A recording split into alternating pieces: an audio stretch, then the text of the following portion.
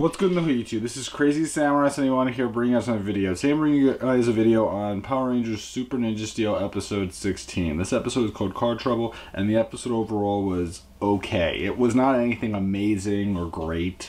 It introduced one new thing, and it at least foreshadowed something for the future of the show that will be pretty important in the future eventually. Again, we have to wait and see when that will actually come to be, but we'll get into that towards the very end, so just keep that in mind. So, anyway, let's get started. The episode begins with us seeing the monster for the episode, which is called Voltipede. Voltipede is obviously a combination between a centipede and this monster that has electricity. So he's pretty interesting. Pretty straightforward concept. I can think of a couple of things that have had ideas like this. So it is interesting. Anyway, we get introduced to this monster who's sucking out energy, and what happens is that we end up seeing that Victor is running and he's pulling Monty using a special device, and they're trying to read his energy levels. He's initially at 50%. What happens is that he ends up walking into the pathway of Voltipede, and the energy that Voltipede is sucking in actually goes to Victor, so he begins to gain electrical powers, and he's supercharged to 1000%. So he's extra charged up, and if he touches someone, he can electrocute them because of the discharge properties that are coming off of him. So anyway, what happens is that he's now interested in trying to maybe apply it to helping out people or doing something interesting that the Rangers can't do. Because again, obviously the Rangers don't have electrical abilities at all. They have a lot of other things that they can do, but that is not one of them. So anyway, what does end up happening is that we end up seeing that. Then we end up seeing that there's this girl who has her car broken down. She's called a mechanic, but what happens is that Calvin is there and he offers to help out. So he begins to look into it, knows exactly what's going on because he's a quick study when it comes to this car stuff. And what happens is the car mechanic appears. And the thing is that this car mechanic is pretty well known, and he's this professional, and the thing is that he can tell right away that Calvin really has knowledge, and he wants to offer him a full-time job working for him where he could be a professional car mechanic. And the thing is that Calvin is totally interested. Like, he wants the job. He's wanted to be a professional car mechanic all his life. So, it's very easy for him to just say, yeah, I'll do it. Thing is that he ends up going to school, and he speaks to his friends and talks to them about how I was just offered this job and I'm going to take it and I'm going to quit school. His friends, the Rangers are basically all like worried and concerned that why would you give up school to do this, even though yes, you have a passion for it. Are you sure you want to do this? Because obviously they care about him and all that. And what happens is that he eventually does go to his job. So he ends up helping out with this car mechanic, with his towing company. And the thing is that they end up having to help out several different car startup issues. And the thing is that it's a consistent problem. So he's helping out, things are going well, and he's like having the best time of his life ever. Eventually, we end up seeing that the Rangers are training like they typically do outside in the junkyard area, and what happens is that Calvin arrives on the scene a little late, and he talks about his day, and what happens is he also mentions to Mick how it seems pretty odd how all these cars are having these startup issues, and he asks Mick if that seems, what he thinks of it, and Mick says, is that unusual for Earth cars? And Calvin says, yeah, it's not typical. And so the thing is that Mick is perplexed by it, noticing the pattern that could be happening here, and he wonders what it could be. At the same time, Calvin, we end up seeing later on, ends up asking, the professional car mechanic that he's working with, whether or not he thinks it's odd, and he says, look, as long as there's problems like this, I'm happy, and that's logical just based off of reality, because the more car problems there are, the more money he can make. And in a business, if you're able to supply problems that can lead to you benefiting in the future where you're making money, who's gonna complain, honestly? So in his opinion, it's like, as long as I'm doing something that's going to help me out in the end, I'm good. But Kelvin is still very curious. What we do end up seeing is that Voltipede arrives on the scene, and this car mechanic ends up freaking out when he sees the monster. Then at that point, Calvin ends up discovering that this monster is the cause of these sudden issues. He's been sucking up the energy from different cars, and he sucks out a car, and this tells Calvin that he's the cause, so he ends up transforming, trying to fight this monster, which really is strong, and Calvin ends up eventually retreating. Now what does end up happening is that he calls in the other Rangers, and he says bring in a lot of firepower, and at this point the Rangers arrive on the scene. But what's particularly interesting is that we actually see Brody using the Lion Fire armor inside of the Lion Fire Zord, and he goes in and does a huge blast attack against the monster. Pretty cool to see the actual Zord used in combat here, just because we typically haven't seen the Lion Fire Zord all that much in Super Ninja Steel in recent episodes. The Lion Fire Zord has really not been used that much, so it is kind of nice to see it, and it actually gets a decent amount of screen time for what it's worth this episode, more than we've seen from it in I think all of this, the fall half of Power Rangers Super Ninja Steel so far. So it was kind of interesting to see that. And what does end up happening is that the other Rangers help out, but eventually the monster does end up retreating. Then what we end up seeing is that when Brody escapes the Zord, the Voltipede actually manages to shock the engines and causes them to crash land and make it so that it can't work, but they need to use the Lion Fire Sword to really defeat the monster. So what happens is that Calvin wants to go help out, fix the problems that are happening, and he ends up going to the scene even though he has no experience working on spaceships. Thing is that when he arrives on the scene of the Lion Fire Zord, he notices that he really can't do it, and he tries to contact Mick, and Mick is already there because he knew that this would happen. He knew that Calvin would get a big head regarding all this, and he wanted to help out. So he ends up working with him, and Calvin asks Mick, how do you know how to work on these kind of ships and everything? And he says, it's because I continued to go to school and I learned, and when I was older I was able to do this correctly.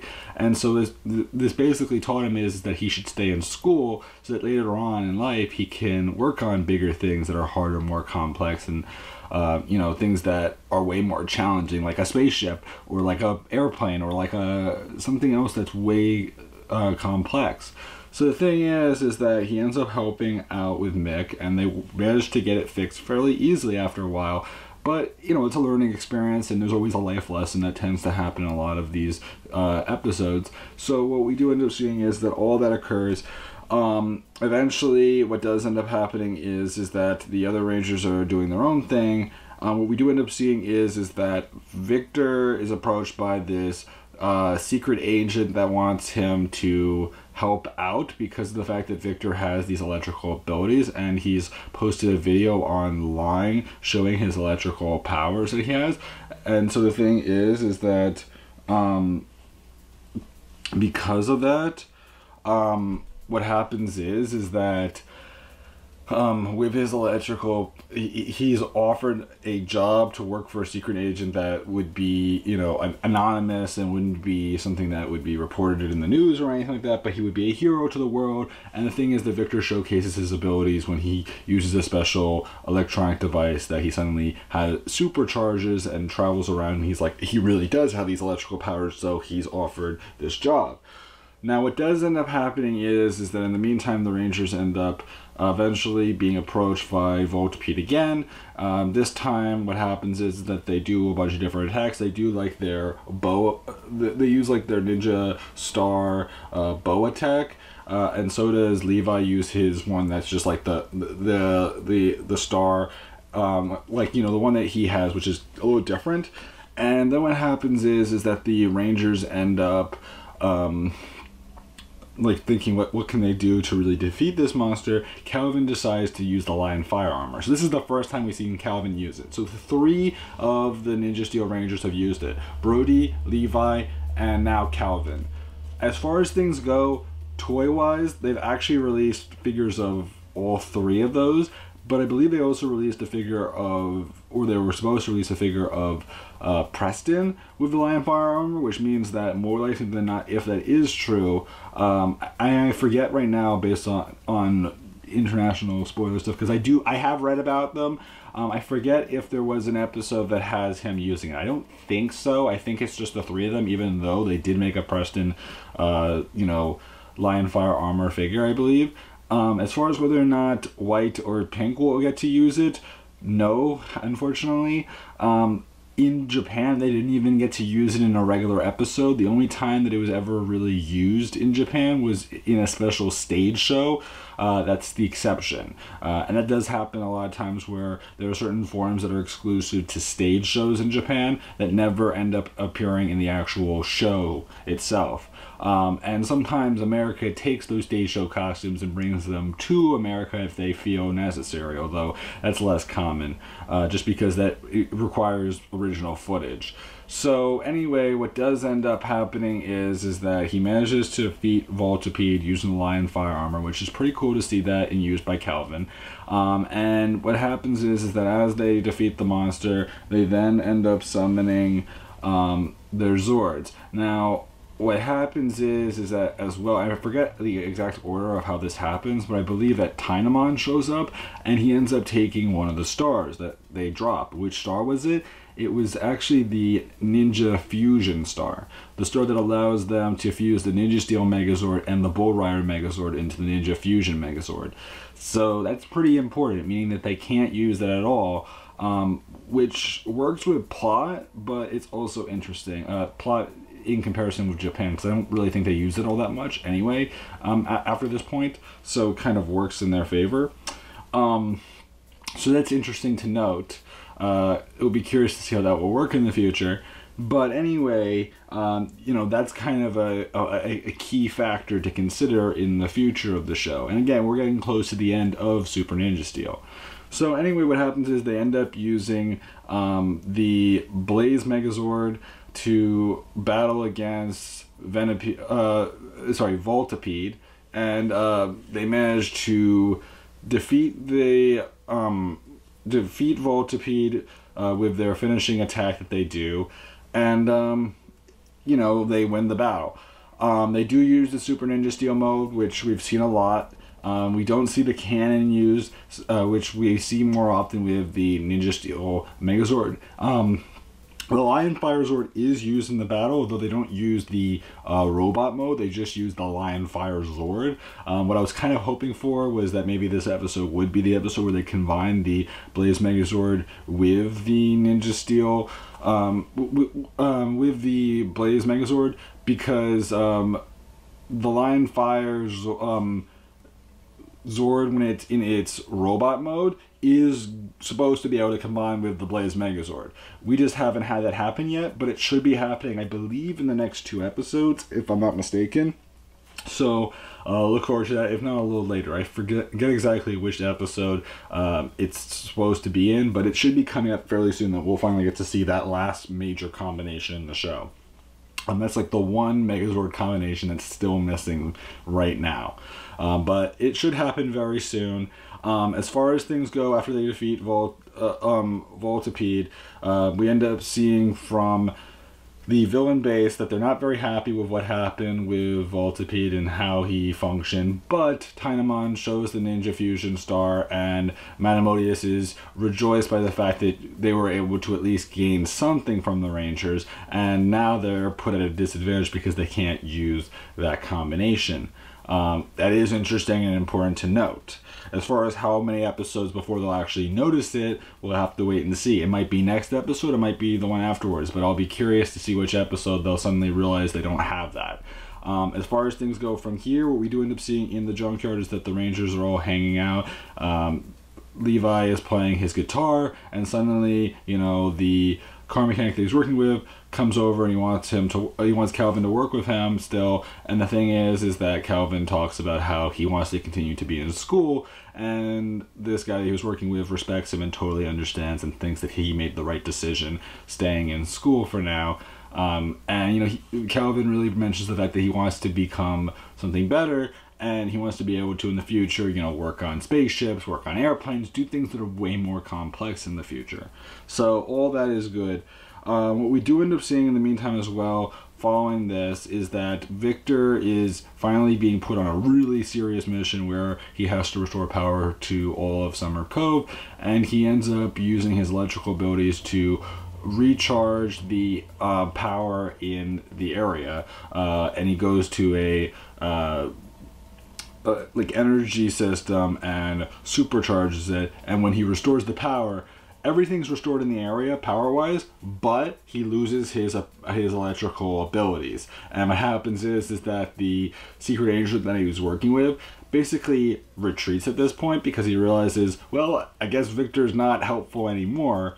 You know, he was able to help out this area, but he can't become something that will be useful for multiple purposes. So Victor's pretty upset because he was hoping he could become this international superhero that would help out and, you know, restore power to the world. And unfortunately, it turns out he was only good for one-time use. So basically, from there, the episode pretty much ends. And yeah, that's about it. The episode overall, I would say, was, as I said before, okay. It could have been better. But I thought that there were some interesting things here and there, and there is some foreshadowing of future events a little bit with like the Ninja Fusion star being taken and all that. We are getting close to the very end of the season, so again, we have like 4 more episodes of the regular episodes, and there's technically 6 episodes total if you include the Christmas and also the Halloween episode. So that is something to keep in mind as well.